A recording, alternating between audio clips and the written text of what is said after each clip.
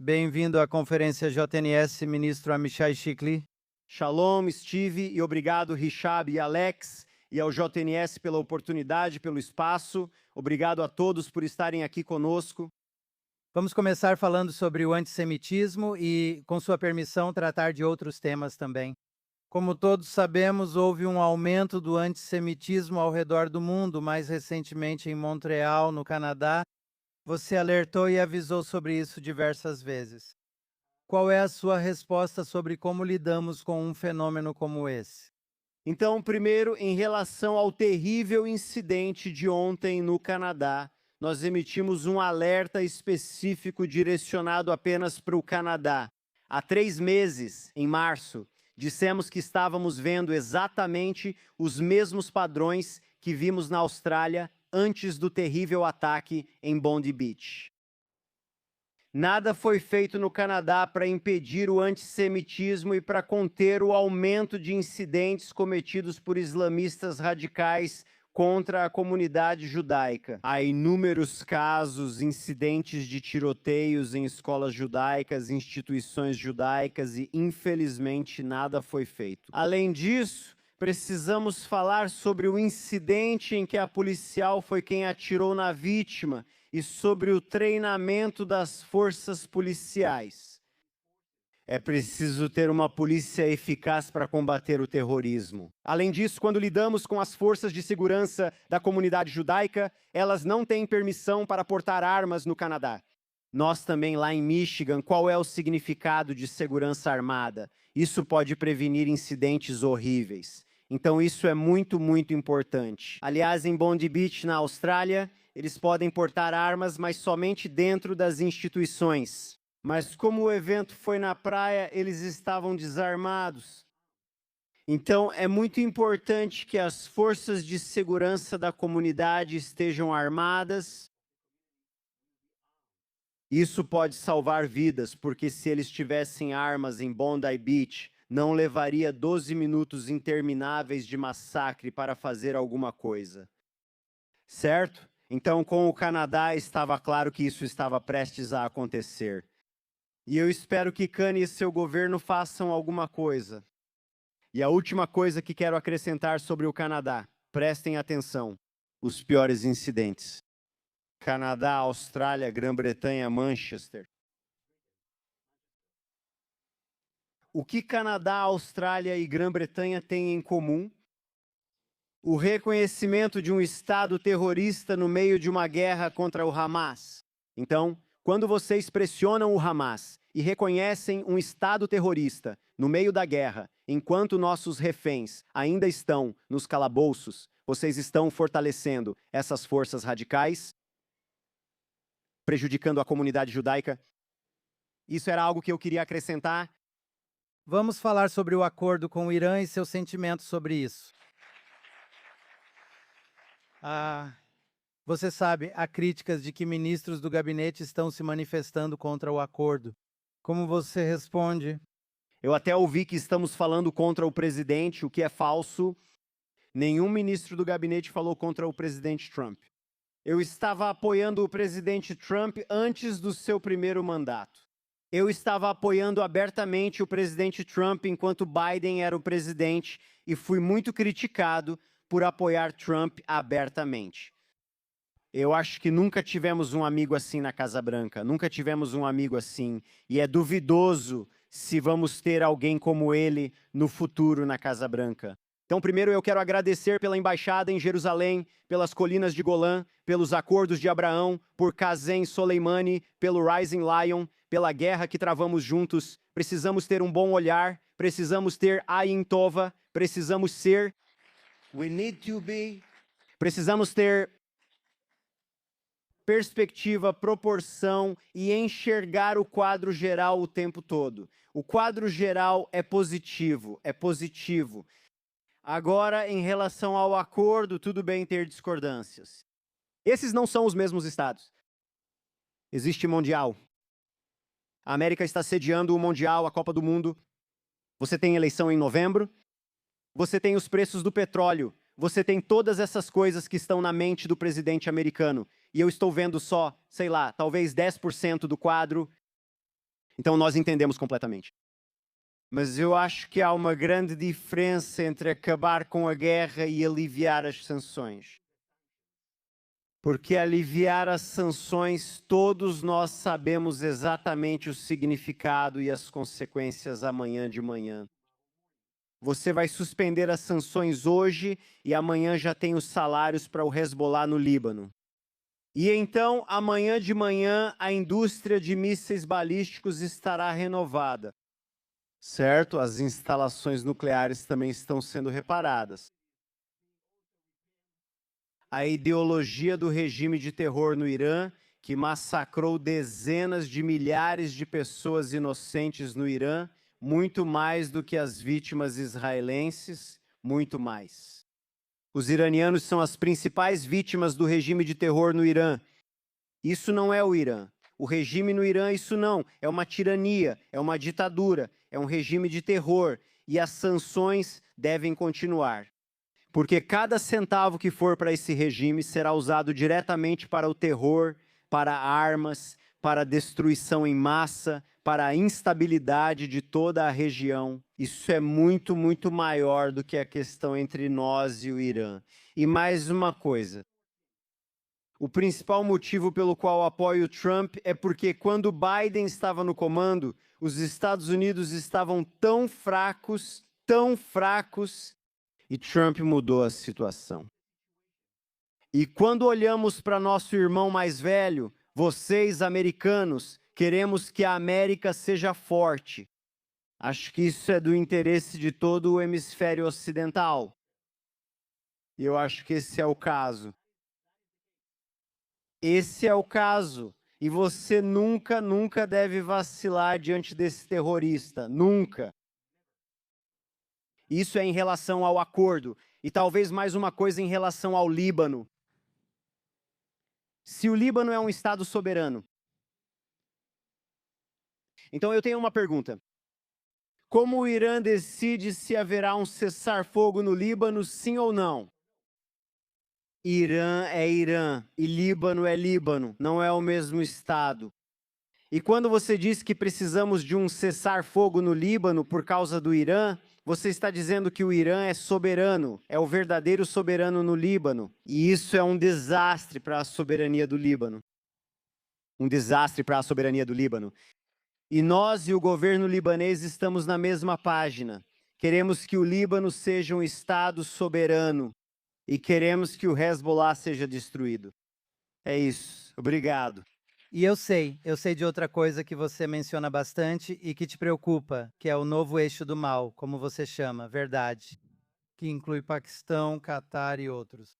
Sim, a Irmandade Muçulmana atua não só na CARI, AMP, SJP, Michigan, Texas. Todos nós estamos seguindo a visão dos 100 anos, a América como um Estado muçulmano.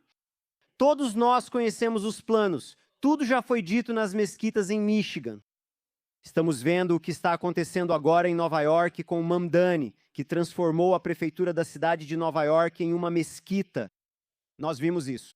Nós vimos a humilhação da América com a filosofia muçulmana pró-Hamas e antissemita de Mamdani. Eu acho que isso é uma catástrofe. Mas a Irmandade Muçulmana também é um grande jogador no mapa global. O Catar é o estado de relações públicas da Irmandade Muçulmana com a Al Jazeera e a AJ Plus. Aliás, criticando o presidente dos Estados Unidos 24 horas por dia, 7 dias por semana. Beleza, esse é o Catar. Depois você tem Turquia. Agora vamos seguir a retórica de Turquia. Turquia de Erdogan, ele tem uma visão muito perigosa, que se baseia em dois componentes. Um é o neo-otomanismo. Vamos reconstruir o Império Otomano. A principal ameaça direta, é para a Grécia e Chipre, com a legislação da Pátria Azul para eliminar metade do território naval da Grécia e bloqueá-los no mar. Depois você tem o ministro do interior de Erdogan dizendo: meu sonho é me tornar o governador de Jerusalém.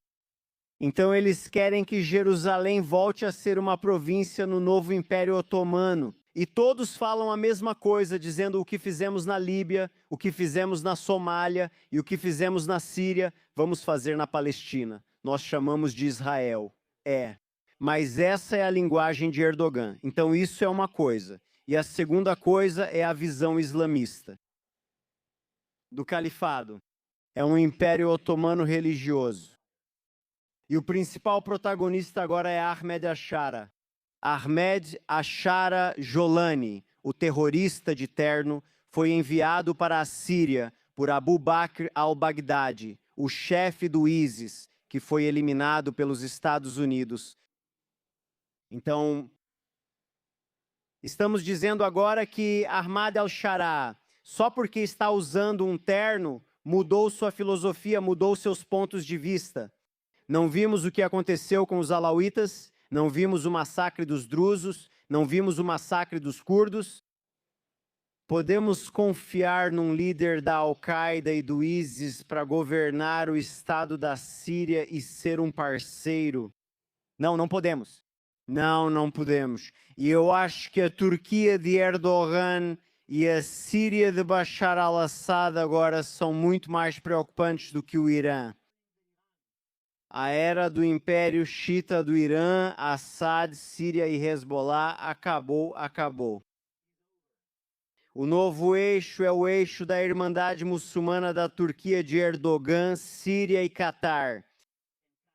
E é melhor acordar e abrir os olhos agora, antes que seja tarde demais. Tudo bem. Obrigado. Muito rapidamente, meio que ficamos sem tempo, mas você sabe, a gente simplesmente nem sempre segue as regras. Eleições se aproximam. Você era do Yamina de Bennett e mudou para o Likud. Talvez você tenha ouvido o que Bennett falou hoje de manhã no JNS. Qual sua posição sobre as próximas eleições, independentemente de quando ocorram? Primeiramente, acho que temos enormes desafios desde 7 de outubro. E sob a liderança de Netanyahu, ou do primeiro-ministro, conseguimos mudar completamente para destruir o cerco que estava nos sufocando em Gaza, no Líbano, no Irã, com grandes conquistas. Também há um grande desenvolvimento em Judeia e Samaria, com centenas de novas vilas. Aqueles de vocês que talvez tenham ouvido falar sobre um programa Alon para o Vale do Jordão e todos os espaços abertos nas montanhas, agora é uma realidade totalmente diferente em Judeia e Samaria. A visão de tomar o Vale do Jordão, tomar áreas marítimas, tomar todos esses lugares e criar o Estado palestino. Estamos destruindo essa visão e estamos construindo e fortalecendo as comunidades judaicas em toda a Judeia e Samaria. Obrigado. Agora, uma coisa que precisamos ter em mente: Bennett é a criada da política israelense. Cleo, nós estávamos em eventos com uma multidão assim e até maior. E ele ficava dizendo, 24 horas por dia, 7 dias por semana, eu nunca vou permitir que Lapid seja primeiro-ministro. Ele disse isso 1000 vezes. Eu ouvi isso 1000 vezes. Ele disse, eu nunca vou deixar um governo de esquerda ser estabelecido. Eu nunca vou exigir ser primeiro-ministro com menos de 10 mandatos. Ele quebrou todas as promessas que fez aos eleitores no dia seguinte por um único motivo. Para que ele seja chamado de primeiro-ministro, como uma criança que perdeu um brinquedo. Esse é Bennett, um político infantil, sem liderança nenhuma, sem ideologia nenhuma. E cuidado. Se Deus me livre, esse palhaço virá primeiro-ministro. Ok, eu não quero usar o palavrão dele. Mas vamos usar o C, tá? Então, se esse palhaço não vai ser, tá bom? Não sei se isso vai passar do limite. Vamos supor que tenha ultrapassado. Se eles estiverem no poder, ele ou Eisenkot. Não haverá linha amarela no Líbano e não haverá linha amarela em Gaza. Não haverá mais fazendas na Judeia e Samaria. haverá um Estado palestino. E tudo o que foi conquistado neste governo, com todas as dificuldades e desafios, vai acabar, vai ser arruinado, vai ser arruinado.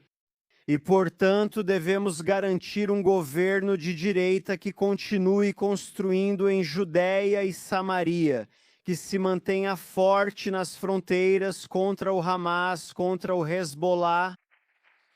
E você sabe, as pessoas estão dizendo, não estamos tendo sucesso no Líbano, não estamos tendo sucesso em Gaza. Sério? 60% do território de Gaza está sob o controle das FDI. O Hamas agora é uma força policial, O Hezbollah era o maior e mais capacitado exército terrorista do mundo. Ela voltou a ser uma organização guerrilheira. Não estou subestimando uma organização guerrilheira. Ela ainda pode causar danos, eles ainda têm armas, eles ainda podem nos ameaçar, mas perderam toda a sua liderança. Fuad Shukr, Nasrallah, os líderes do que restou das forças. Eles perderam milhares de seus terroristas, milhares deles. Eles perderam toda a linha de vilarejos na fronteira, vilarejos que se tornaram fortalezas do terror, onde em uma de cada 2 casas há munição e mísseis. Agora temos uma zona de segurança limpa e devemos mantê-la muito forte, sem a Unifil ou qualquer outra força estrangeira que nunca pode ser confiável. Confiamos apenas em nós mesmos e em Deus acima de tudo. Amichai Shikli. Amém. Muito obrigado. Obrigado. Bobby.